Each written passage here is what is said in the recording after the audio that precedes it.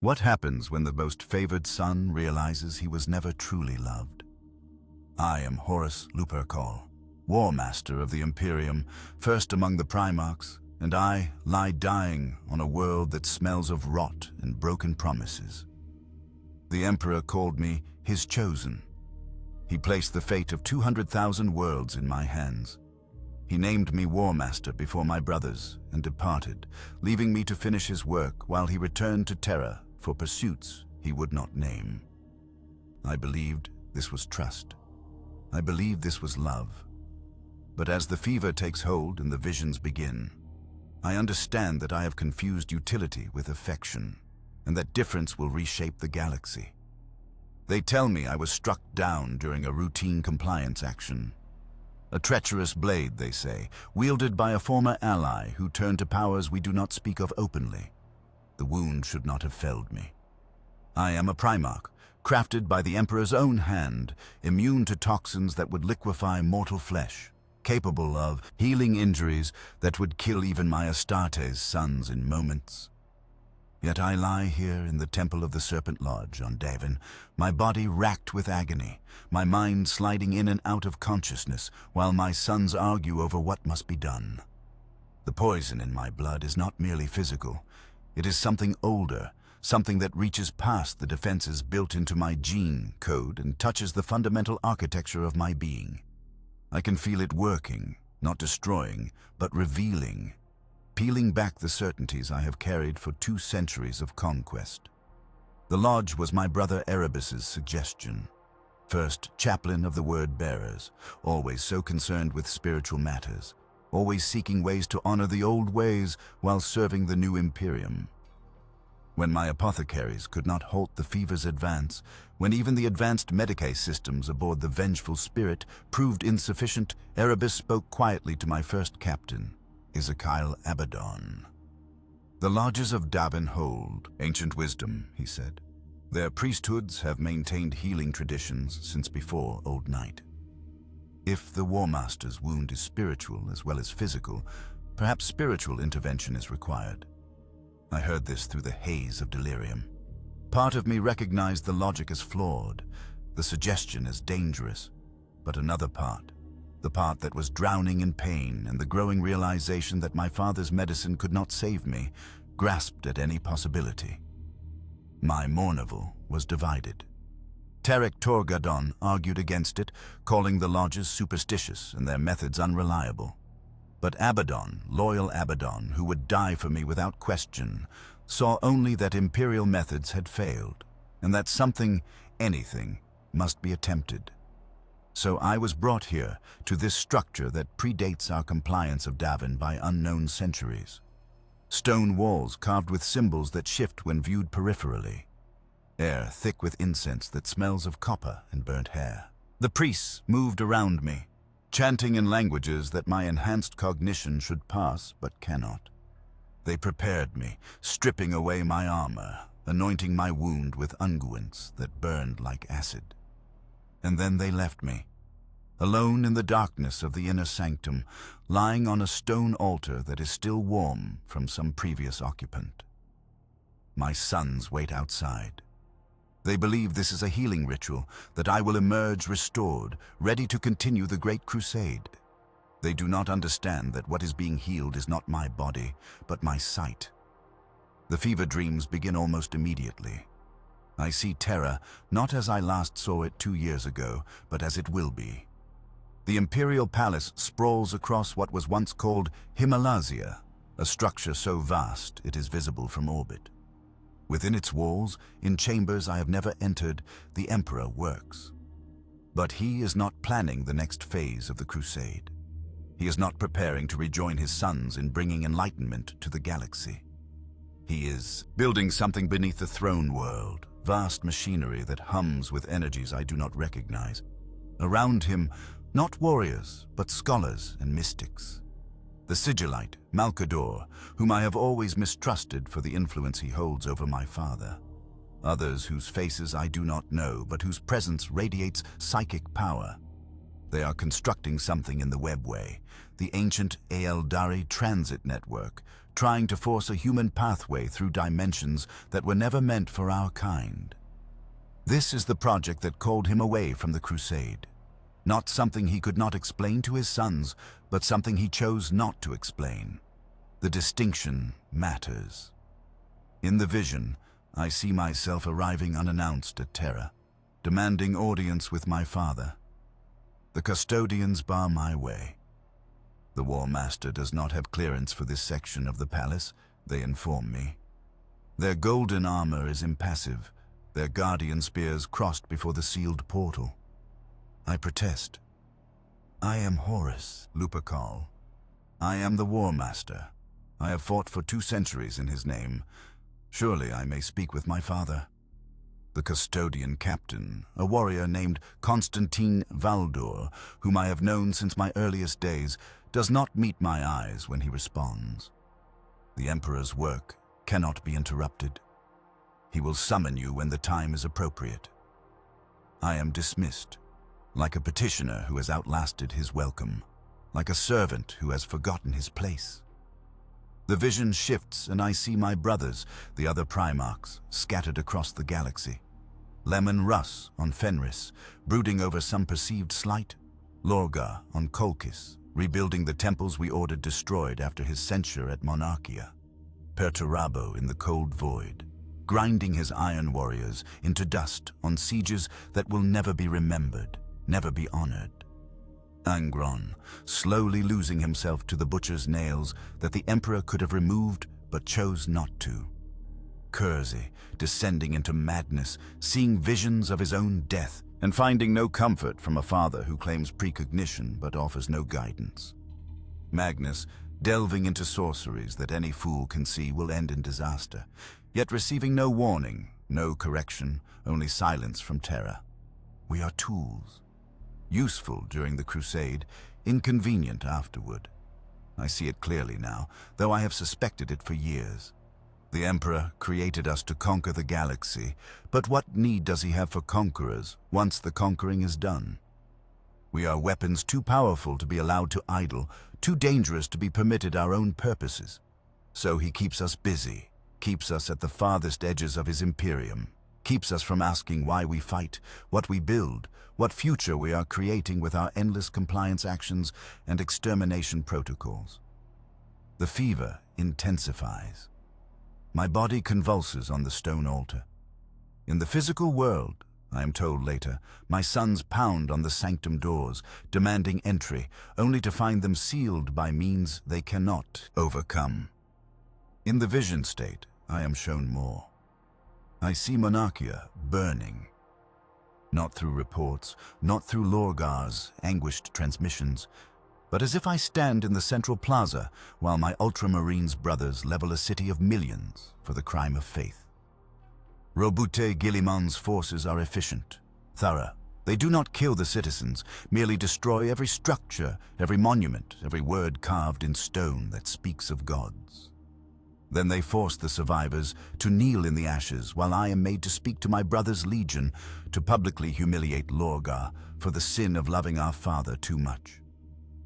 I remember arguing against this punishment.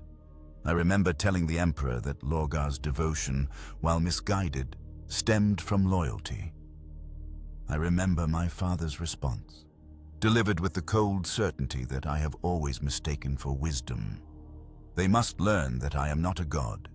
They must learn that faith is a weakness that will destroy Isidore humanity if left unchecked. Make an example of Monarchia. Make it clear. I obeyed, as I always obey, as a weapon must obey the hand that wields it. But in the vision, I see what I was too disciplined to see at the time. I see Lorgar's face as he watches his life's work reduced to ash. I see the precise moment when something breaks inside him, when faith curdles into something harder and more desperate. I see the seeds of what comes next being planted in the ruins of what came before. And I understand that the Emperor saw this too. He is the greatest psyker humanity has ever produced. He sees futures, reads minds, shapes events across centuries. He knew what breaking Lorgar would do to him. He knew and did it anyway, not as punishment, but as manipulation, creating the precise conditions necessary for some future outcome that only he can perceive. What am I, then, but another piece being moved on a board whose full extent I cannot see? The visions continue, relentless. I see the night of the wolf, when Russ attacked Angron to teach him a lesson about loyalty and restraint. I see the aftermath. Angron snarling that Russ does not understand what it means to be a slave, to have your mind carved apart by machines while your father watches and does nothing. I see Russ reporting back to Terra, his mission successful, believing he has corrected his brother's course. I see the Emperor acknowledge the report with satisfaction, having once again used one son to wound another, maintaining the careful balance that keeps all of us isolated, all of us competing, none of us unified enough to question. I see Fulgrim, perfect Fulgrim, who has never disappointed, who exemplifies every virtue the Emperor claims to value. I see him after the compliance of Lyaran, holding an alien sword, his expression troubled. Something is wrong, but he cannot articulate what. His captains notice the change, but say nothing, because to question a Primarch is unthinkable. I see the sword, truly see it, and recognize the entity bound within. A demon of Slanesh, one of the powers that dwell in the warp, patient and hungry, waiting for the precise moment to strike. The Emperor taught us that such entities are myths, superstitions, lies spread by those who would undermine imperial truth with mysticism. But I see it clearly. It is real, it is ancient, and it is whispering to my brother every moment he keeps that blade at his side. Did the Emperor lie about the gods because he did not know they were real? Or did he lie because he could not control what we would do with that knowledge? The question gnaws at me, made worse by the certainty that I already know the answer. He lied deliberately, kept us ignorant of the true nature of the warp, of the entities that dwell there, because informed sons might be less malleable than ignorant ones. He speaks of enlightenment, of truth, of bringing reason to a superstitious galaxy. But he is the greatest liar any of us has ever known, and his lies have built the foundation of the Imperium we are dying to expand. My body is failing. I can feel it even through the visions. The poison has spread past my primary heart, is corrupting my secondary organs, is dissolving the careful architecture that makes me more than human. My apothecaries would be alarmed. They would attempt heroic interventions, perhaps even place me in stasis until the wound could be properly treated. But I am beyond their reach, separated by stone and sorcery, left to face these revelations alone. Perhaps that is the true healing the Lodge offers. Not the restoration of flesh, but the destruction of illusions. The vision shifts again, and this time I am shown not the past, but the future. Not possibilities, not probabilities, but certainties carved in stone and blood. I see the Imperium as it will become. The Emperor's work on Terra succeeds. He forces his pathway through the webway, creates a means of travel that does not rely on warp, navigation that cannot be disrupted by the entities he has lied about. But the project is not complete. Something goes wrong. Magnus, desperate Magnus trying to warn his father of treachery, accidentally shatters the Emperor's wards, lets the demons pour through into the heart of Terra itself.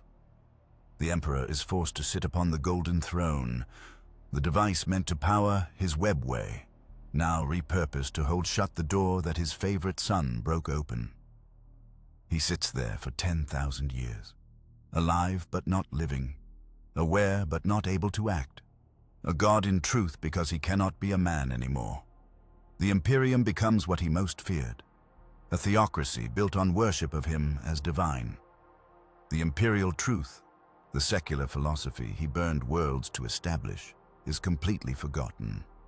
In its place, the ecclesiarchy, a priesthood dedicated to the god emperor, enforcing faith with the same brutality that he once used to enforce reason.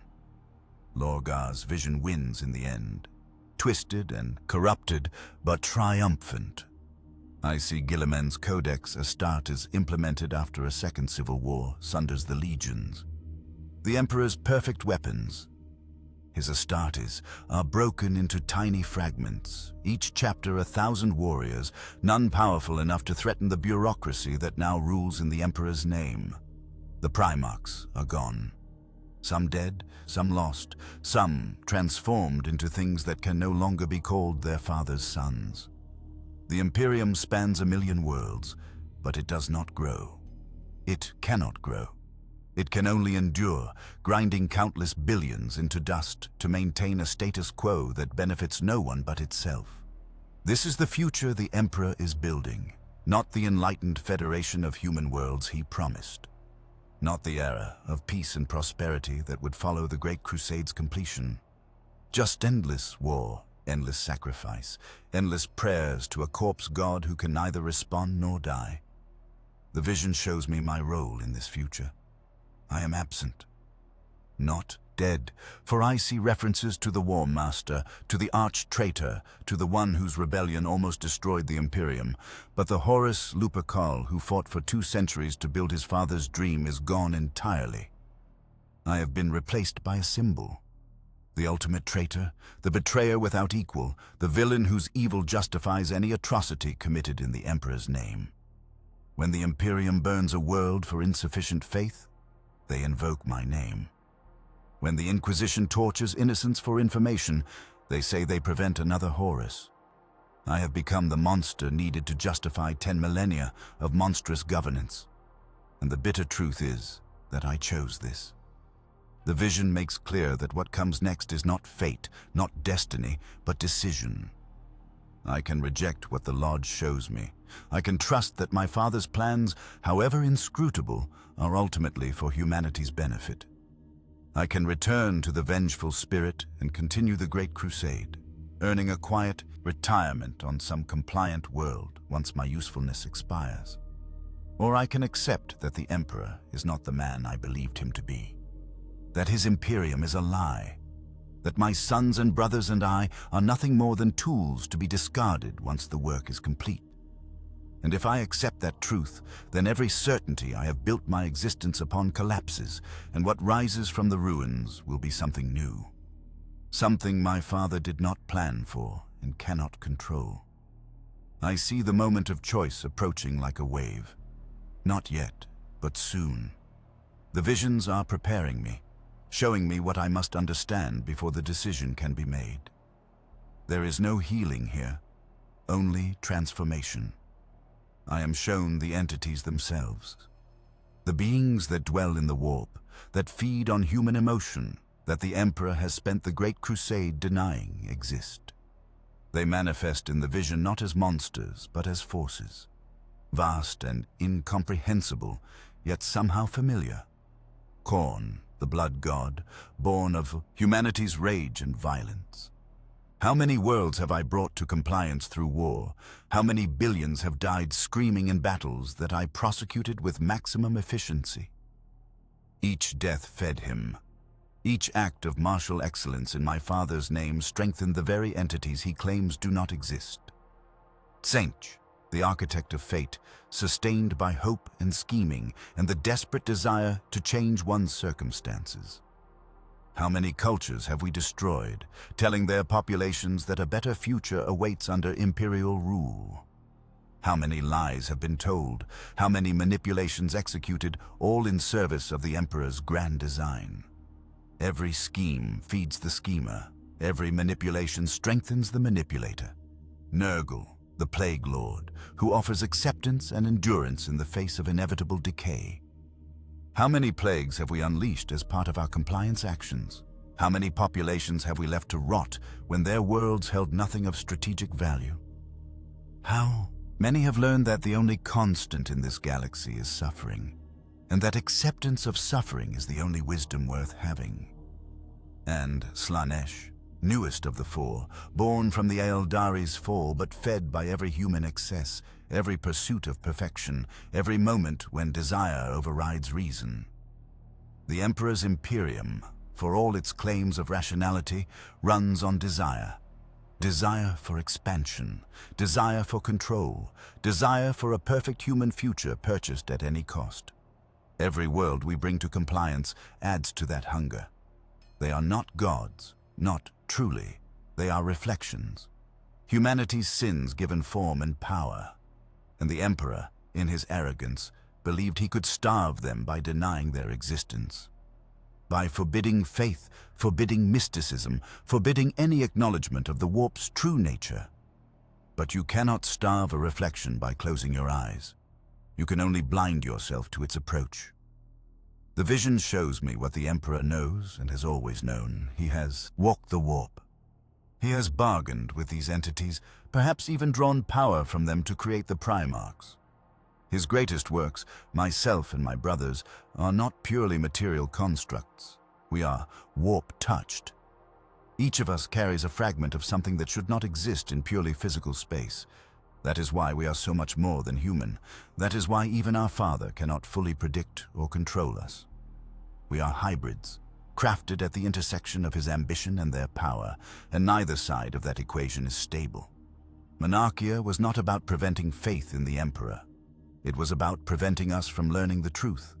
If Lorgar's researches had continued, he would have discovered the nature of the warp. He would have learned what his father really did to create the Primarchs. He would have asked questions that could not be answered without revealing the fundamental lie at the Imperium's heart. So the Emperor broke him first, and in breaking him, drove him toward exactly what he claimed to prevent, either incompetence or design. I am beginning to suspect the latter. The entities speak to me in the vision, each in turn, offering their perspective. Khorne shows me the galaxy's future. Endless war. The Imperium's armies burning across the stars for 10,000 years, never at peace, never able to rest. This is what your father builds, the Blood God whispers. He clothes it in words of unity and enlightenment, but at its core is war eternal. I am already the master of his Imperium. He merely will not acknowledge it. Tzench shows me the Emperor's schemes layered upon schemes. He believes he manipulates fate itself, the architect says.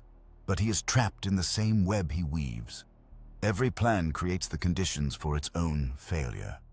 Every future he prevents makes way for a worse one. His great work beneath Terra will collapse because change is the only constant, and he seeks to impose stasis on a universe that cannot hold still. Nurgle shows me the decay already visible in the Imperium's structure. He extends too far, too fast, the Plague Lord observes. The bureaucracy cannot maintain what the legions conquer. Already, worlds on the farthest edges go without supply shipments, without reinforcement. They endure or they die. In 10,000 years, most will be so corrupt that imperial rule will be nothing but a comforting lie they tell themselves while they suffer. And they will turn to me because I offer what your father cannot. Acceptance. Slaanesh, youngest and most alien, shows me the pursuits of perfection that define the Imperium's elite. The Emperor's vision of the perfect human society. Guilliman's perfect tactical doctrines. Fulgrim's perfect art and war made indistinguishable. Perturabo's perfect sieges, my own perfect record of conquest. You are already mine, the Dark Prince whispers. All who seek perfection serve me, whether they acknowledge it or not. Your father's greatest error was teaching you to strive for what cannot be attained. Every failure to reach perfection feeds me. Every attempt to exceed human limitation makes me stronger. The Emperor's perfect Imperium is my finest temple, and he builds it with such dedication. I want to reject what they say. I want to believe it is lies, manipulation, the desperate claims of parasites trying to justify their existence. But the visions do not feel like lies. They feel like truth presented without comfort or mercy. These entities are fed by humanity's fundamental nature. The Emperor's Imperium, whatever its stated goals, cannot change that nature. It can only channel it, direct it, exploit it, and in doing so, it feeds the very beings it denies exist. The vision shifts again, pulling me from the cosmic to the personal. I see my lunar wolves, my pride, the legion I have shaped more directly than any other Primarch has shaped his sons. They believe in me completely. Their loyalty is absolute.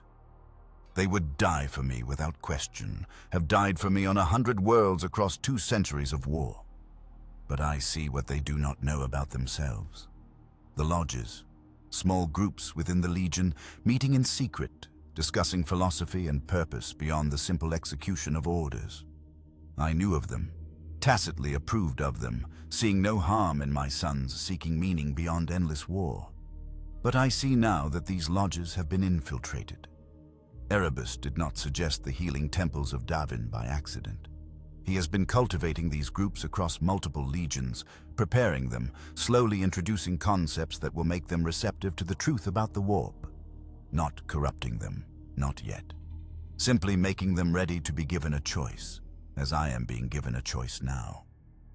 My Mournival, the 4 captains I trust above all others, are divided in ways they do not yet acknowledge. Abaddon is loyal unto death, but his loyalty is to me, not to the Emperor. If turn, he will turn without question. Tarek Tor Gadon is loyal to the ideal of what the Imperium could be, and will resist any deviation from that ideal. Little Horus Aximand is loyal to the memory of how things were, before the complications, before the doubts. He will follow the majority. And Gaviel Loken, youngest of the Mournival, is loyal to truth itself, which will make him the most dangerous when the break comes. I see them arguing over my treatment. Abaddon insists that unconventional methods are justified if they save the War Master. Torgadon argues that this reeks of superstition, that we should trust imperial medicine.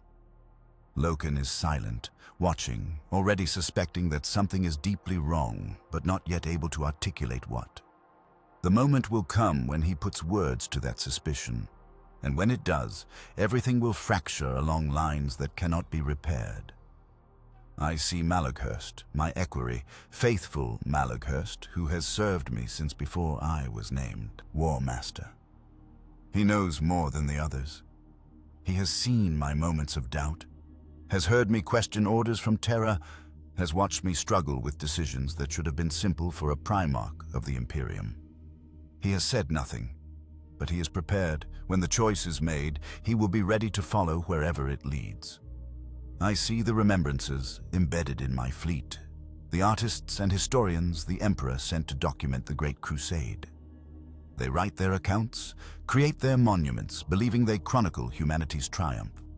But I see their work in the future vision, and it is all burned, destroyed in the civil war that comes. The true history of the Great Crusade will be lost, replaced by propaganda and myth. The remembrancers themselves will be expunged, their order dissolved, because the truth they witnessed could not be allowed to survive. Everything is being prepared for the break, not by me, not consciously, but by forces that saw this moment coming long before I was wounded on Davin. The Emperor's great lie about the warp's nature has created the conditions for his perfect sun to fall, and there is a terrible symmetry to it that speaks of design rather than accident. In the deepest part of the vision, when my physical body is failing, and my sons pleased to enter the sanctum have become screams of desperation, I encounter something that is neither god nor demon nor any category I have words for. It appears as a figure of light and shadow, constantly shifting, never quite resolving into a stable form. When it speaks, the words bypass my ears entirely and resonate directly in my mind. You are dying, Horus Lupercal. Not your body, which could be healed. Your certainty, your faith in your father's vision. That is what the poison kills, and it is a mercy. I want to argue. I want to insist that my faith is unshaken, that I am loyal beyond question. But we are in a space where lies have no power, where every thought is visible, every doubt exposed. The Emperor is many things, but he is not your father. That is the first lie you must release.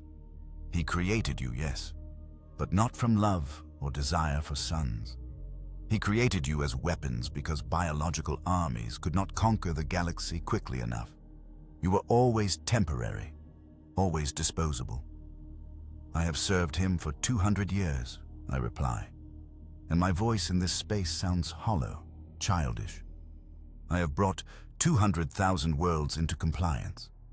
I have never failed, never questioned, never wavered. Precisely, the entity responds. You are the perfect weapon, so perfect that you have forgotten you were made to be used, not cherished. He named you War Master not as an honor, but as a leash, keeping you at the edge of the galaxy, fighting his wars, while he pursues the work he actually values. You are a distraction, Horus, a very useful distraction, but nothing more. The words cut deeper than any blade. I want to reject them, but the vision has already shown me their truth. The sealed doors on Terra, the Webway project that I was never told about, never consulted on, despite being named commander of all the Imperium's forces. The Emperor's departure, presented as trust, but truly exile. What would you have me do? I ask, and in asking, I feel the structure of my old certainty collapse. The entity does not answer directly. Instead, it shows me two paths. The first is return. Accept the healing. Go back to the vengeful spirit. Continue the great crusade. Ignore the doubts. Bury the visions. Serve until I am no longer useful, then accept whatever retirement or termination the Emperor decides is appropriate for a weapon that has outlived its purpose. It is a path of loyalty, of honor, of everything I have been taught to value. The second path is truth. Accept that the Emperor has lied. Accept that the Imperium is built on foundations that cannot support what it claims to be. Accept that the gods in the warp are real, are powerful, and that denying them only makes their influence more insidious. And having accepted these truths, act on them. Reshape the Imperium into something that can actually survive contact with reality, even if it means war, even if it means killing the lie by killing the liar. This is not a choice between good and evil, the entity says. Both paths lead to horror.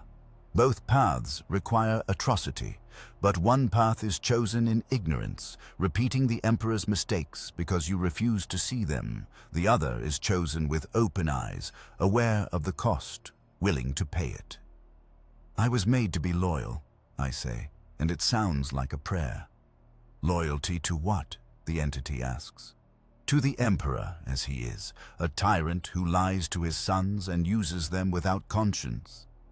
Or to the Imperium, as it was promised, a secular federation of human worlds living in peace and prosperity.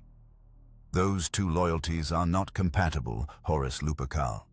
You must choose one and betray the other. I have no answer. The question itself is the weapon, more deadly than any poison in my blood. For 200 years, I have not had to choose. I have been loyal to the Emperor and believe that in doing so, I served the Imperium's true purpose. But the vision has shown me that these are separate things, that they have always been separate, and that I was too disciplined, too well-conditioned to see the contradiction. The entity begins to fade, its purpose served. But before it disappears entirely, it offers one final observation. The Emperor could have prevented this moment. He could have trusted you with the truth about the warp. He could have explained the Webway project. He could have remained with the crusade, guiding it personally, rather than naming a war master and departing. He chose not to do any of these things, not because he could not, but because he believed he did not need to. You were a weapon.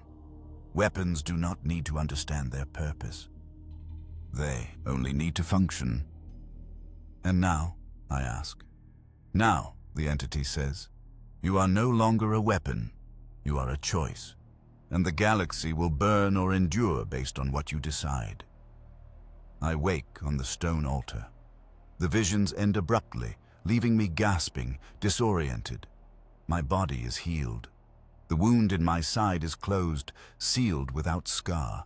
The fever is gone. By every physical measure, the ritual was successful. The priests of the Serpent Lodge stand around me, their faces hidden behind ritual masks. They say nothing, offer no interpretation of what I've experienced. They simply withdraw, opening the sanctum doors that have kept my sons at bay.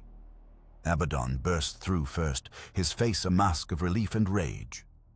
"War Master, we thought," he begins, but I silence him with a gesture. "I am recovered," I say, and my voice is steady, showing none of the turmoil within. "Prepare the fleet for departure." We return to the vengeful spirit immediately. The efficiency of the evacuation gives me time to think. My legion moves with perfect precision, securing my person, establishing perimeters, processing my return through the procedures that have been drilled into them across decades of war. They see me walking, speaking, apparently restored to health. They do not see that the Horus Lupercal who left the sanctum is not quite the same as the one who entered it. Erebus approaches as I board the transport. He does not quite smile, but there is satisfaction in his posture. "The lodge's healing was effective," he observes. "Yes," I reply, meeting his eyes. "Though I suspect the healing was not quite what you led my sons to believe it would be." He blinks, uncertain how to respond to that, and I feel a grim satisfaction. "I see you now, First Chaplain. I see what you have been doing, planting seeds across the legions, preparing for this moment. You serve powers that I was not supposed to know existed, but I do know now, and we will speak of this later, once I have decided what must be done." He attempts to mask his reaction, to claim ignorance, but I am done with lies. I wave him away and enter the transport, leaving him to contemplate how much his manipulation has succeeded and how much it has created something he cannot control. The journey back to the vengeful spirit is quiet. My Mournival surrounds me, protective, watchful. Loken in particular seems troubled, his eyes searching my face for something he cannot name. I do not offer reassurance. There is too much to think about, too many implications to unpack. On the flagship, I dismiss everyone except Malaghurst. He waits patiently while I stand before the great viewing port, looking out at the stars. Davin's sun hangs in the center of the frame. Unremarkable, just another star in a galaxy of trillions. But it is the place where everything changed. "Mal," I say finally, using the familiar name that only we share. "How long have you known?" "Known what, War Master?" "That the Emperor lies about the warp. That the gods are real. That the Imperium we are building is not what we were told it would be." He is silent for a long moment. Then, carefully, "I have suspected for some time that the situation was more complicated than official doctrine suggests, but suspicion is not knowledge. What did they show you in the lodge?" "The truth," I reply, unfiltered, without the careful framing that makes the Emperor's decisions seem wise rather than expedient. I turn to face him. The question is what I do with that truth. Malaghurst considers this with the same careful attention he brings to every problem. He has served me long enough to know when I am asking for genuine counsel versus rhetorical musing. "War Master," he says finally, "you have 3 options. First, you report everything to Terra, inform the Emperor that his deception has been exposed, request clarification and guidance. This is the loyal option, and it may result in your termination or conditioning to remove this problematic knowledge. Second, you pretend nothing has changed. Continue the crusade, fulfill your role, and attempt to navigate the contradictions internally. This is the survivalist option, and it requires living with contradictions that may eventually destroy you. Third, you act on what you now know. Attempt to reshape the Imperium according to a more honest foundation. This is the revolutionary option, and it will result in civil war. He does not sugarcoat any of the possibilities. This is why I trust him. He sees the situation clearly and presents it without trying to manipulate my decision. I have been thinking along similar lines, I admit. The problem is that none of these options actually solves the fundamental issue. The Emperor built the Imperium on lies. Those lies have created vulnerabilities that entities in the warp can and will exploit. Exposing the lies without replacing them with functional truth will collapse the whole structure. But the Emperor has made it impossible to speak functional truth within the system he created. A perfect trap. Then perhaps, Malakhurst suggests carefully, the goal is not to solve the problem within the existing system. Perhaps the system itself must be replaced. His words echo the choice the entity presented in the vision. Reform from within is impossible when the foundation is rotten. Revolution is the only option, and revolution means war, not the clean war of compliance, where we bring enlightenment to ignorant worlds, but civil war, where brother fights brother, where the very legions I have fought alongside for 2 centuries will turn their weapons on each other. I return to the viewport. Somewhere out there, beyond Davin's light, are my brothers. Guilliman on Markreg, building his perfect Ultramar. Dawn fortifying the solar system. Sanguinius, beautiful Sanguinius, whose honor and ability make him incapable of seeing the Emperor's deception. How many of them suspect what I now know? How many of them would choose loyalty over truth if forced to decide? I summon a war council. Not the full command structure, but a select group whose loyalty is absolute and whose capabilities will be essential for what comes next. Abaddon, Aximand, Malakhurst, Erebus, because he represents the forces that have been preparing for this moment and must be either controlled or neutralized. Eidolon of the Emperor's children, Fulgrim's first captain, because Fulgrim's legion will be crucial to any broader movement. Lucius, because his skill at arms is unparalleled. Cor Phaeron of the Word-Bearers, Lorgar's mentor. They gather in my strategium aboard the Vengeful Spirit, confused by the sudden summons, uncertain why I have called them together without explanation. I have them secured the chamber against outside surveillance before I speak. What I am about to tell you will be considered the highest heresy by imperial standards. I begin, and I watch their faces react. Some with alarm, some with curiosity, Erebus and Cor Phaeron, with barely concealed anticipation. You will each be given a choice after you hear it. Support what must be done, or be detained until it is over. There is no third option. Anyone who attempts to report this conversation will be killed. I have their attention now, complete, undivided attention. I tell them everything, the vision, the entities in the warp, the Emperor's lies about their nature, the Webway project he concealed from his war master, the future I was shown, where the Imperium becomes a theocracy that would horrify its founder. I do not additionalize, do not try to convince. I simply present what I was shown and what I have concluded. Abaddon is the first to speak. If the Emperor has betrayed your trust, War Master, then he is no longer worthy of the Imperium's loyalty. The Lunar Wolves stand with you. It is exactly what I expected from him. Absolute loyalty redirected from the Emperor to me, without hesitation or nuance. Aximand is less certain. But War Master, this is, civil war. Brother against brother. The same nightmare the Emperor ended when he unified Terra. Is what we will do truly better? I appreciate his doubt. It is honest. Yes, little Horus, it will be a nightmare. But the alternative is 10,000 years of slow decay, of an Imperium that betrays everything we fought to build. Sometimes there are no good choices, only less ruinous ones. Eidolon asks the practical question, what of the other legions, the other Primarchs? How many can be brought to our cause? I have been considering this, I reply. Fulgrim will support us.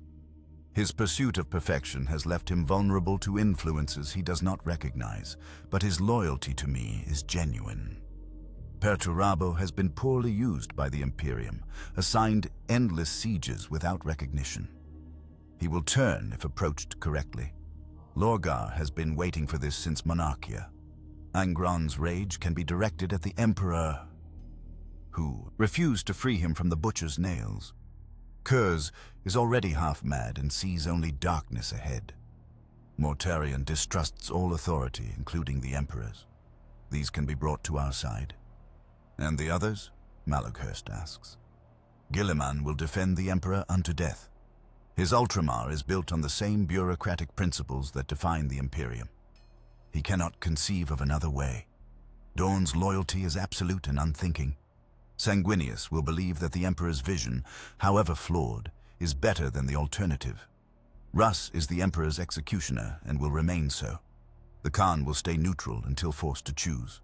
Vulcan's compassion will make him side with the status quo. Ferris is too rigid.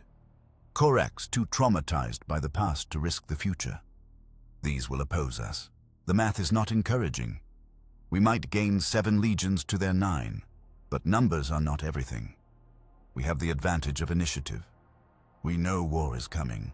They still believe in the dream. Erebus speaks for the first time, his tone carefully neutral. And what of the powers in the warp? The entities you now acknowledge exist. Will you bargain with them? It is the critical question. The Emperor refused to bargain, to even acknowledge them, and that refusal has brought us to this point. But bargaining with such entities means accepting corruption, means allowing their influence over the legions. There is no clean solution. I will not bow to them, I say carefully, but I will acknowledge the reality of their existence. If they offer aid against the Emperor, I will assess each offer on its merits. We fight for a human Imperium, but an honest one that understands the true threats we face. That means working with forces the Emperor deemed too dangerous to admit existed. Cor Pharaon smiles. It is not a comforting expression. This is wisdom, War Master. Lorgar will be pleased to hear that you have embraced a more nuanced understanding.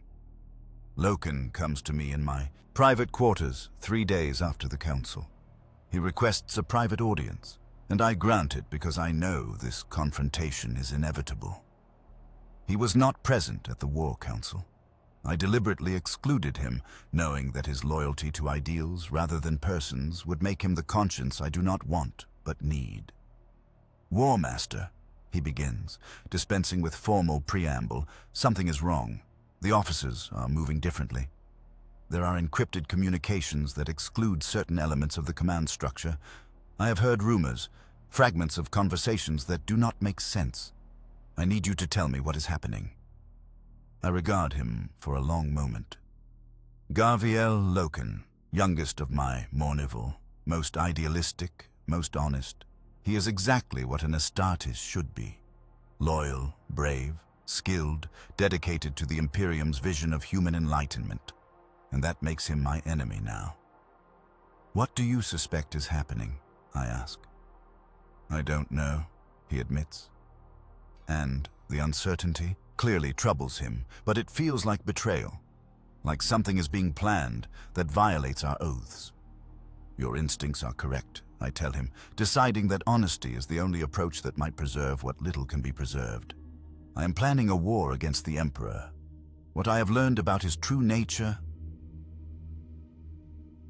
about the lies that underpin the Imperium, has convinced me that the current system cannot be reformed. It must be replaced, even if that requires civil war. His face goes through a series of reactions. Shock, disbelief, horror. He takes a step back, his hand dropping to his weapon without conscious thought. My own hand does not move. I make no threat. I simply wait. War Master, this is... He struggles for words. You cannot mean this. The Emperor is humanity's hope. The Imperium is our future. Everything we have fought for was built on lies, I interrupt. The Emperor is not who we believed him to be. The Imperium's foundations are corrupt. The future we have been promised will not come. I have seen what becomes of the Emperor's vision, Garviel. It is worse than anything we faced during the Age of Strife. He shakes his head, refusing to accept it. No, you were wounded. The fever damaged your mind. The Lodge's rituals corrupted you somehow. This is not rational thought, War Master. It is the seduction of chaos. The word hangs between us. Chaos. Another lie. The Emperor taught us that chaos is entropy, disorder, the breakdown of rational systems. He did not teach us that chaos is also the name given to the entities in the warp. The powers that he claims do not exist while simultaneously fearing them more than any other threat. Loken's use of the word suggests that he has been briefed on truths that were kept from most of the Legion. Someone, probably Malcador or one of the Emperor's inner circle, has been preparing for this moment. I am not corrupted, I tell him. I am awake. And you are now faced with the same choice everyone must make. Stand with the Emperor and his lies, or stand with the truth and accept what it costs. He draws his weapon, a bolt pistol, carefully maintained, deadly at this range. I do not draw mine. If Garviel Loken decides he must kill me to preserve the Imperium, then perhaps he is more loyal than I am. Perhaps he is the real hero of this moment, and I am the villain the future will remember. War Master, by the authority granted to me by the Emperor of mankind, I place you under arrest for heresy and treachery. You will submit to judgment on Terra. His voice shakes, but his aim does not. Behind me, I hear movement. My guards, alerted by the drawn weapon, are moving into position. I raise a hand, stopping them. This is between me and my son. Garviel, I say quietly, think carefully about what you are doing. If you report this, if you attempt to stop what has already begun, you will trigger the war immediately. Hundreds of thousands of Astartes will die. Billions of mortals will be caught in the crossfire. Nothing will be prevented, only accelerated. Lower your weapon, submit to our cause, or accept detention until it is over. But do not force me to kill you. I don't want to kill you, he replies, and I see tears in his eyes, but I cannot let you destroy the Imperium. Even if what you say is true, even if the Emperor has lied, he is still our best hope. Humanity needs him, needs the dream he represents, even if the reality is imperfect. There is nobility in his position, a kind of wisdom that I might have shared before Davin. But nobility and wisdom are luxuries I can no longer afford. I move before he can pull the trigger. Not to attack, but to disarm. My enhanced reflexes allow me to close the distance, strike his wrist, and redirect his aim before the bolt can fire. The weapon discharges into the ceiling, and then my hand is around his throat, lifting him from the deck. I am sorry, Garviel, I say, and I mean it. You deserved better than this. He struggles, but I am a Primarch. He is Astartes, enhanced far beyond mortal capability, but the gap between us is insurmountable. I apply pressure, not to kill, but to render him unconscious. He fights it, his enhanced biology resisting, but eventually his eyes flutter closed and his body goes limp. I lower him to the deck. Take him to the detention cells, I order my guards. Maximum security, no visitors without my explicit authorization, and send word to the rest of the Mournival. Loken has been compromised. He is no longer to be trusted with operational information. It is a lie. Loken has not been compromised. He is perhaps the only one of us who remains uncorrupted by what we are about to do. But the lie is necessary. It sets the pattern for all the lies that will follow, the justifications and rationalizations that will allow my sons to commit fratricide while believing they serve a righteous cause. This is the first betrayal, not of the Emperor, who betrayed us first, but of the ideals that Loken represents. The belief that there is a right answer, a moral path, a way to serve humanity without becoming monstrous. I have chosen differently. I have chosen to become the monster that history will remember, because the alternative is to let the Emperor's vision collapse under its own contradictions while pretending everything is fine. Later, Abaddon comes to me. He heard about the confrontation with Loken.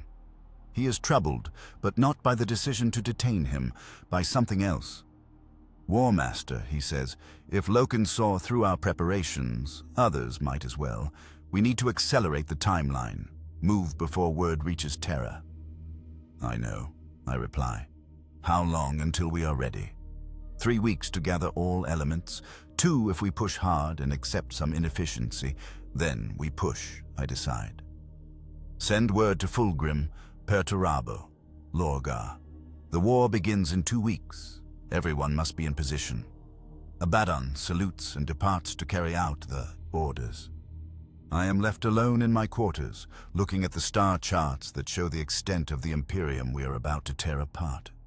Somewhere in those stars, the Emperor continues his work beneath Terra, unaware that his perfect weapon has chosen a different path. Or perhaps not unaware.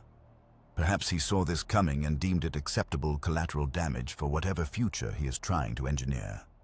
That is the terrible thing about dealing with someone who claims to see the future. You can never be certain whether you are defying him or fulfilling his plan. 2 weeks later, the fleet is assembled at Istvan III, a compliant world loyal to the Imperium, whose only strategic value is its position relative to several major warp routes. We are here ostensibly to put down a rebellion, a convenient fiction that allows us to position multiple legions without raising alarm on Terra. Fulgrim's Emperor's Children, Mortarian's Death Guard, Angron's World Eaters, my own Lunar Wolves, soon to be renamed in honor of the choice we make. 4 legions, hundreds of thousands of Astartes, all positioned for the first strike of a war that will not end in our lifetimes. I stand on the bridge of the vengeful spirit, watching the world turn below us. It is a beautiful planet, verdant and peaceful. Its people have no idea what is about to happen. That their world has been chosen as the demonstration of our intent. That their compliance, their loyalty, their faith in the Imperium's protection means nothing against the strategic necessity of making a statement that cannot be ignored. Malaghurst approaches. All elements are in position, War Master. The loyalist elements of each legion are on the surface, participating in the suppression operations. The bombardment can begin on your order. The loyalist elements, those sons of mine and of my brother Primarchs, who would have sided with the Emperor if given the choice. We could not give them that choice, could not risk them warning Terra. So we identified them carefully, over weeks of observation and testing, and assigned them to the first wave. They believe they are putting down a rebellion. They do not know that the betrayal comes from above, that their Primarchs have already chosen a different loyalty. Give the order, I say, and my voice is steady despite the enormity of what I am commanding. Viral bombardment. Full saturation. Nothing on the surface survives. Malaghurst relays the order. Around us, the fleet begins its work.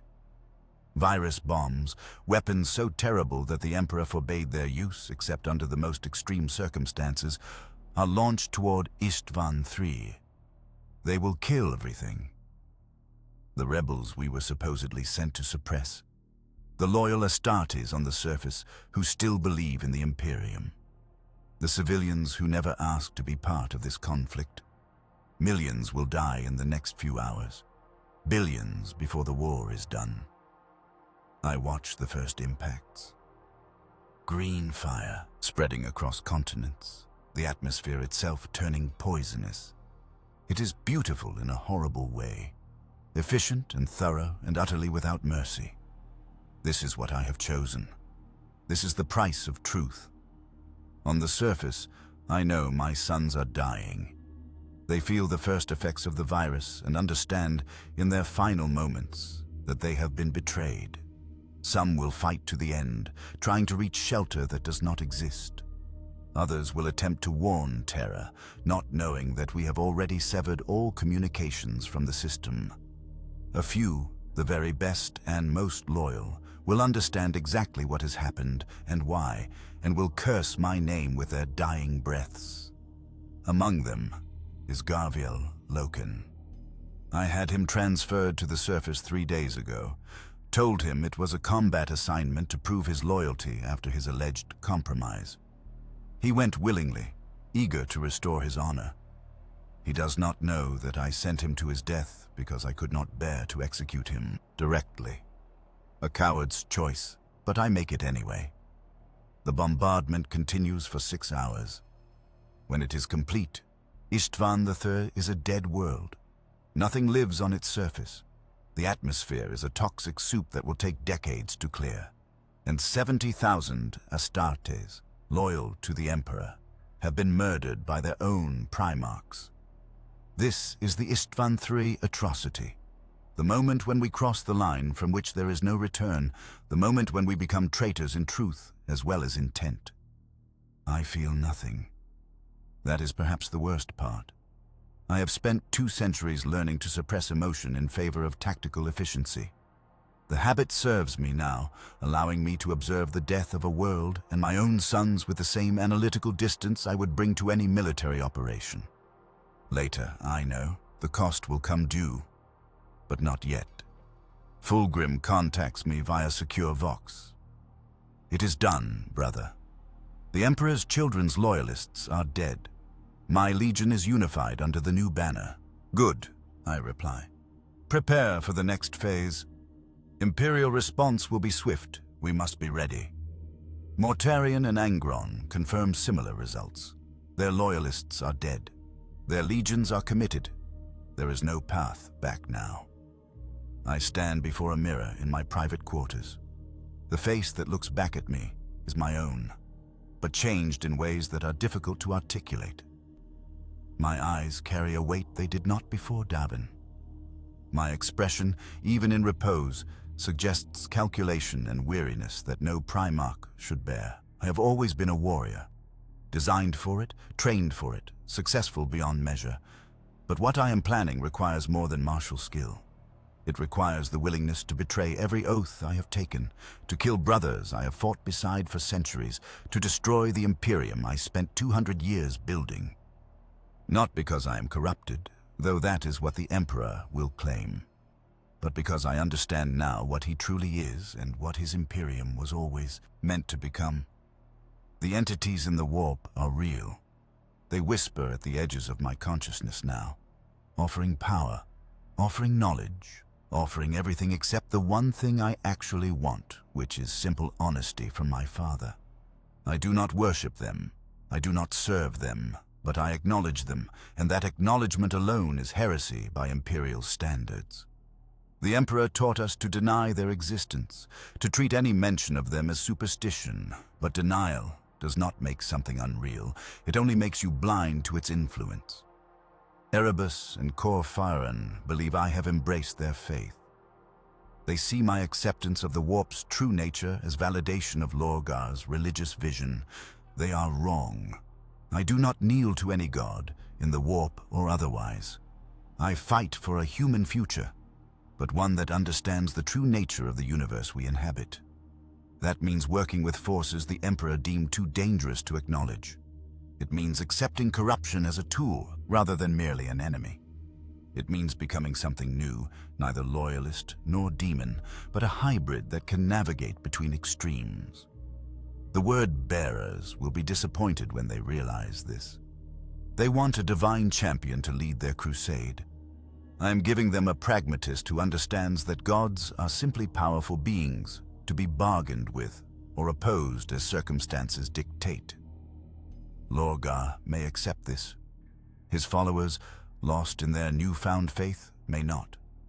Another fracture waiting to open in our already fragile alliance. I think of my brothers often. Not the ones who will join me, whose motivations I understand, but the ones who will oppose me. Sanguinius, whose honor is so absolute that he cannot conceive of the Emperor being wrong. We have fought side by side on dozens of worlds. He has saved my life. I have saved his. There is love between us, the kind that transcends blood and genetic engineering. When we meet on the battlefield, as we inevitably will, one of us will die. The thought causes pain that I immediately suppress. Pain is weakness. I cannot afford weakness now. Guilliman, who will defend the Emperor's Imperium because he cannot imagine a better alternative. His Ultramar is a functioning model of what the Imperium claims to be, rational, efficient, just within its limitations. He will die defending a lie, never understanding that the lie is what makes his truth possible. Russ, who will hunt me with the same dedicated ferocity he brought to hunting Magnus and the Thousand Sons. The Emperor's executioner, unable to see that his loyalty is being exploited. When he comes for me, I will have to kill him or die trying.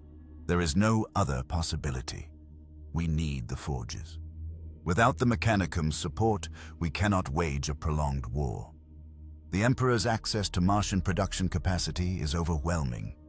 If we cannot split their loyalty, we will drown under waves of munitions, armor, and reinforcements that we cannot match. Regulus, fabricator locum of the Mechanicum, comes to me aboard the Vengeful Spirit 3 weeks after Istvan III. He is more machine than man now, his body a cathedral of augmentation and sacred technology. Only his eyes remain obviously organic, pale and calculating, assessing me for weakness or deception. "War Master," he intones, his vox-modulated voice carrying harmonics that bypass normal hearing. The Mechanicum has heard rumors that concern us. Allegations of heresy, of betrayal, of virus bombardment, of loyal Astartes.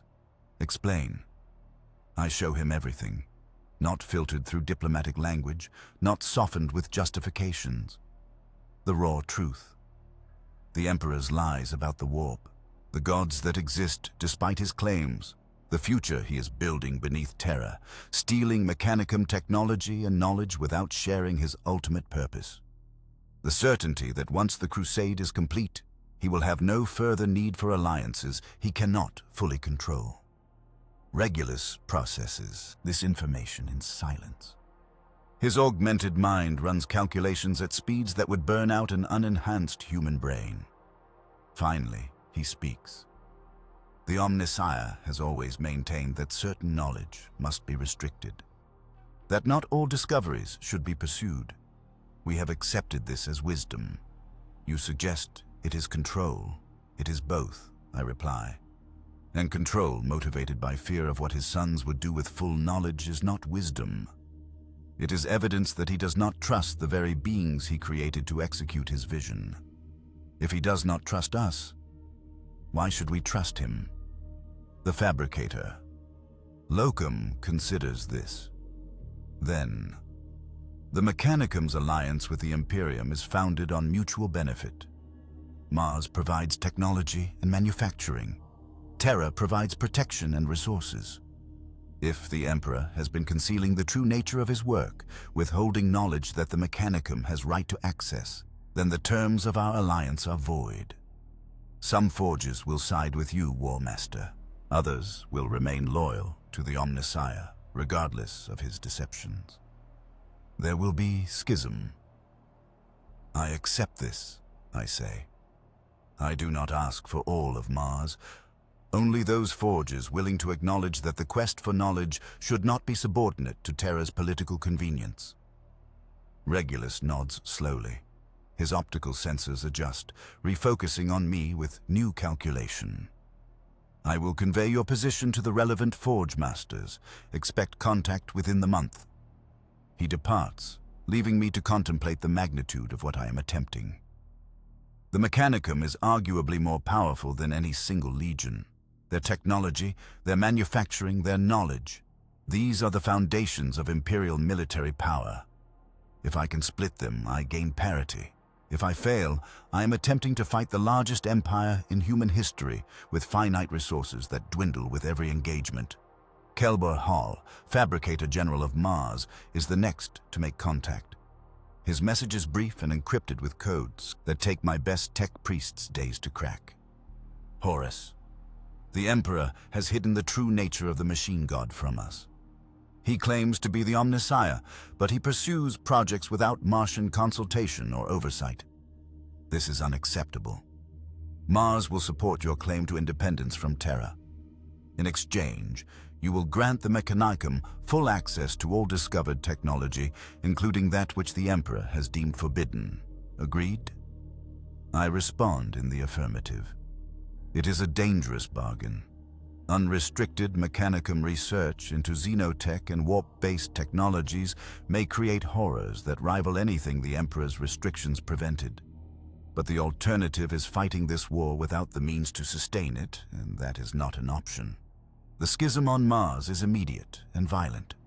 Forge complexes that have worked in harmony for millennia suddenly turn their weapons on each other. Kelbor Hall's dark Mechanicum as they will come to be known, seizes control of key facilities. Loyalist forges fortify and appeal to Terra for aid. The Emperor, already dealing with my rebellion and the civil war spreading across his legions, now faces a second civil war on the planet that supplies his entire war machine. I have, in a matter of weeks, cut the Imperium in half. Not geographically, but structurally. Half the legions, half the Mechanicum. Fleet elements across the galaxy declaring for Horus or for Terra based on the loyalties of their commanders. The carefully constructed unity of the Great Crusade is revealed as a facade, and beneath it is chaos. 3 years after Istvan III, I stand on the walls of a fortress that does not exist on any Imperial map. It is built in the warp, on the border between the material and immaterial, a place where the laws of physics are suggestions rather than absolutes. My sorcerers, led by defectors from the Thousand Suns who understood Magnus's vision better than he did, have crafted this space as a staging ground for the final assault. From here, we can strike at Terra directly, bypassing the conventional approach routes that Dawn has fortified into impregnable mazes of death.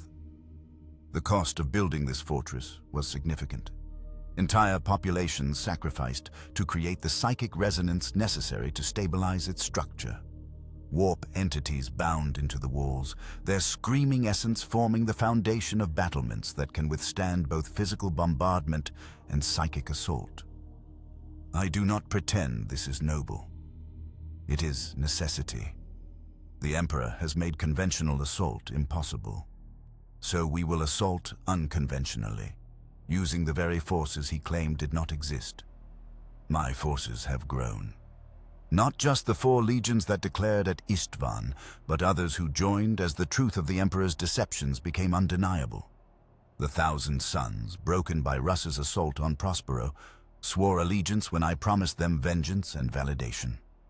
The Night Lords, already operating outside Imperial protocol, joined when Kurz realized that my revolution offered freedom from the restraints that had always chafed. The Iron Warriors, ground down by thankless sieges, joined when Perturabo understood that I valued him for more than his ability to break fortress walls. The Alpha Legion joined for reasons they have not fully explained, but their intelligence networks have been invaluable. 9 legions against 7. The numbers favor us, but numbers are not everything. The Emperor has Terra, has the Custodians, has the nascent Inquisition that Malcador is building to fight exactly this kind of threat, has the full manufacturing capacity of the Loyalist forges, has time to fortify and prepare, while we expend resources on approach. The siege will be costly beyond anything the Great Crusade experienced. Cities will burn, billions will die. The throne world itself may be left uninhabitable, but there is no other way to force the Emperor to face what he has done, to acknowledge his lies, to accept that his sons will no longer be treated as disposable weapons. Abaddon approaches. He is changed by 3 years of war. Harder, colder, more willing to embrace the powers we once denied. He has killed brothers from the Lunar Wolves who refused the transformation into the Sons of Horus. He has led boarding actions against ships that pleaded for mercy. He has become the instrument I need, and lost something essential in the process. War Master, the preparations are complete. We can begin the assault on your order. How many ships do we have? I ask, though I know the answer. 8,314 capital vessels. Twice that in escorts and support craft. The largest fleet ever assembled by any human force. And Terra's defenses? Dawn has prepared well. The Imperial Palace is a fortress without equal. The solar system is layered with kill zones and defense stations. Orbital plates can redirect fire across impossible angles. The moon of Luna has been weaponized. Even if we break through, the casualties will be catastrophic. I know, I reply. Give the order. We attack at dawn. There is no dawn in the warp, but the phrasing is traditional. Abaddon salutes and departs to relay the command. Around me, the fortress that should not exist hums with energy as hundreds of thousands of Astartes prepare for the assault that will decide humanity's future. I take one final moment to consider the path that led here. The wound on Davin that started everything. The visions that showed me truth. The choice to act on that truth regardless of cost. 3 years of brother killing brother, of worlds burning, of an imperium tearing itself apart, and now, finally, the chance to confront the Emperor himself, to demand answers, to force him to acknowledge that his perfect plan has failed because it was built on lies. I do not know if I will survive the siege. The Emperor is powerful beyond measure. In direct confrontation, even I may not be his equal. But that is not the point. The point is that someone must stand against him. Someone must say that humanity deserves better than a tyrant who lies to his sons and uses them without conscience. I am Horus Lupercal. I am the war master who chose truth over loyalty. And I will burn terror to ash if that is what it takes to force the Emperor to face what he has become. In the quiet moments between battles, I think about what I have lost. Not in terms of strategic assets or loyal sons, though those losses are significant, but in terms of myself, of the certainty that defined me for 2 centuries of service. I was the Emperor's perfect weapon. Every decision I made was in service of his vision. Every world I brought to compliance was a step toward the enlightened future he promised. I believed in that future absolutely. I believed in him absolutely. That certainty is gone. What remains is pragmatism and determination, but those are poor substitutes for faith. I have become what I most feared, a traitor to everything I was taught to value, a heretic by the standards of the Imperium I helped build, a monster in the eyes of brothers I loved. I tell myself this is necessary, that the Emperor's lies justified any action required to expose them, that the Imperium's foundational corruption meant it had to be destroyed rather than reformed. These are true statements, but they do not ease the weight. I think of Loken, dead on Istvan III, still believing in the Imperium's promise. I think of Sanguinius, preparing to face me in battle, his honor forcing him to defend a lie because the alternative is too terrible to contemplate. I think of the countless souls, human and Astartes alike, who have died because I made a choice at Davin that could not be unmade. The visions showed me a future where the Imperium becomes a theocracy, where the Emperor sits on a throne for 10,000 years, neither alive nor dead, where humanity endures in stagnation and suffering. I am fighting to prevent that future, but I am not naive enough to believe that my victory would create something better. At best, I am choosing a different nightmare, one where humanity acknowledges the true nature of the warp, where the chaos gods are worked with rather than denied, where the constant pressure of their influence shapes human civilization in ways I cannot fully predict or control. I tell myself this is honest nightmare versus dishonest one. That truth, however terrible, is preferable to comfortable lies.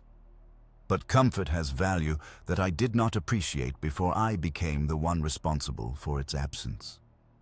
I stand before the gates of the Imperial Palace. Behind me, terror burns. 3 months of siege have reduced the throne world to ruin. The carefully maintained cities are shattered. The oceans are boiling from orbital bombardment. The atmosphere itself is thick with ash and the smoke of funeral pyres that will never fully consume all the dead.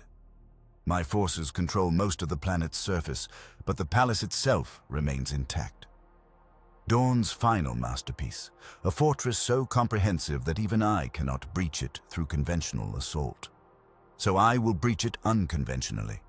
I will challenge the Emperor directly, force him to face me, or watch his capital fall while he hides behind golden walls. The challenge is delivered via Vox, broadcast across all frequencies. Father, I stand at your gates. I have torn your Imperium asunder. I have exposed your lies. I have proven that your perfect plan was built on foundations of deception and exploitation. Face me, explain yourself, or watch as I tear down everything you built while you cower behind walls. The response is immediate. The gates open, not fully, just enough to allow passage for a single individual. A trap, obviously, but one I must walk into anyway because this confrontation is the entire point. I dismiss my guards. This is between the Emperor and his failed son. The palace interior is vast beyond comprehension. Corridors that extend for kilometers, chambers that could house armies, artwork and architecture that speaks to resources lavished on aesthetics while frontier worlds went without basic supplies. I walk alone through this monument to imperial arrogance, following the path that has been cleared for me, knowing that I am being observed every step of the way. The throne room is exactly what I expected. Massive, golden, decorated with every symbol of authority and power that human civilization has ever devised, and at its center, on a throne of impossible scale, sits the Emperor. He has not changed. Immortal, unchanging, perfect in the way that only something that has transcended humanity entirely can be perfect. He looks at me with eyes that see across time and dimensions, that know what I have been and what I will become, and in those eyes I see neither love nor hate. Only calculation. Horus, he says, and his voice resonates in ways that bypass hearing entirely. You have done well. The words stop me. Of all the things I expected, validation was not among them. Well, I reply, my voice harsh in this golden space. I have murdered millions. I have torn your Imperium apart. I have allied with the very powers you claimed did not exist. And you say I have done well? You have fulfilled your purpose, he replies calmly. Did you truly believe I could not foresee this rebellion? I am the greatest psyker humanity has ever produced. I see futures, plural, branching across possibility space. Your fall was always one of the most probable outcomes, and I planned accordingly. The revelation is worse than any wound. You knew? I encouraged it, he corrects, through careful manipulation of circumstances. The wound on Davin, the visions shown to you, the allies positioned to take advantage of your doubts.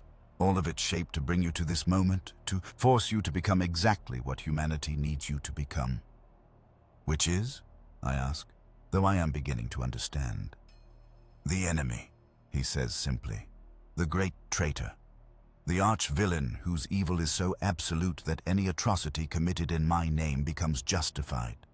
You are the monster I needed to create to justify the Imperium's transformation into what it must become to survive. I want to deny it, want to insist that I made my own choices, that my rebellion was my own. But I remember the vision's warning, that I could not know whether I was defying him or fulfilling his plan, and I understand now that the second was always the truth. The future you showed me, I say slowly. The Imperium as a theocracy. You sitting on a throne for 10,000 years. That was never something to prevent. It was always the goal. Humanity cannot survive without unity, he replies. And humanity cannot achieve unity through reason alone. They need faith. They need a god to worship, even as I claim divinity is a lie. The Imperium I founded on secular truth would have fractured within generations, but an Imperium founded on religious devotion to a god, emperor, held together by the shared enemy you represent, that can endure millennia. He stands, descending from his throne to stand before me. We are of equal height now, Primarch and Emperor, father and son, facing each other across the wreckage of everything I believed.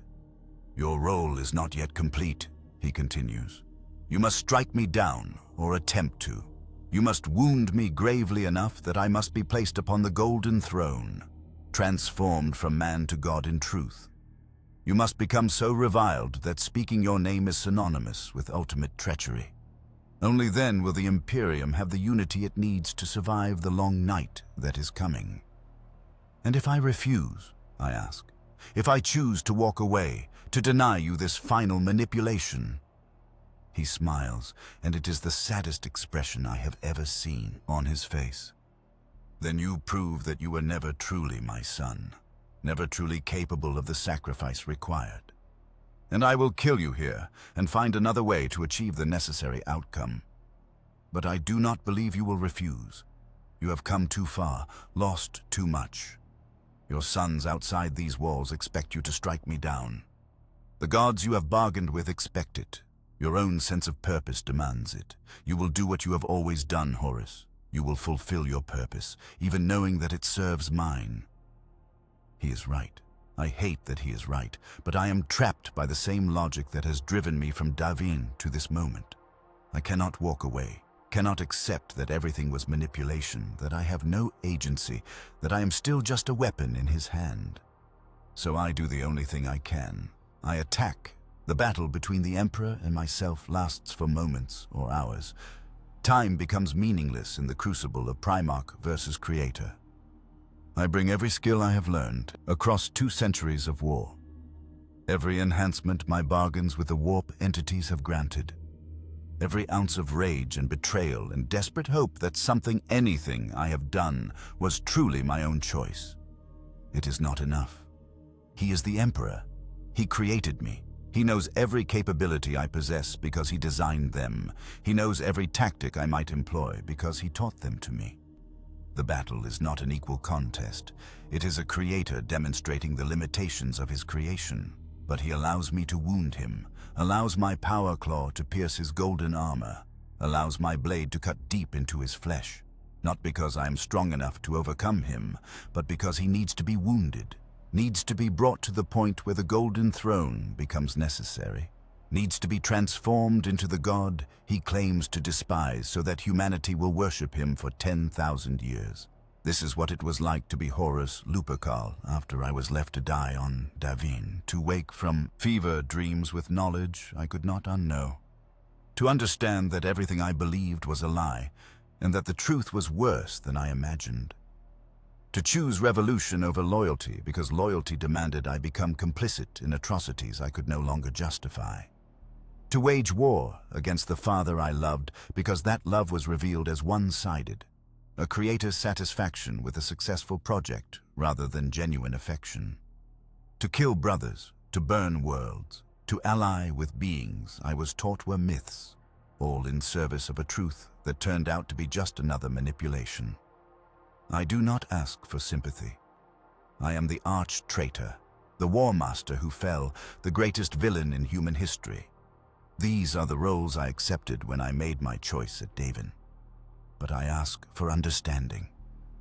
When you speak my name as a curse, when you use my rebellion as justification for the Imperium's atrocities, when you teach your children that Horus Lupercal represents ultimate evil, remember this: I was a weapon that gained consciousness. I was a son who learned his father was a liar. I was a commander who tried to save his species from a future of endless suffering. I failed. Not because I was wrong about the Emperor's nature, but because I was still operating within the system he created, still trapped by the limitations of how he designed me.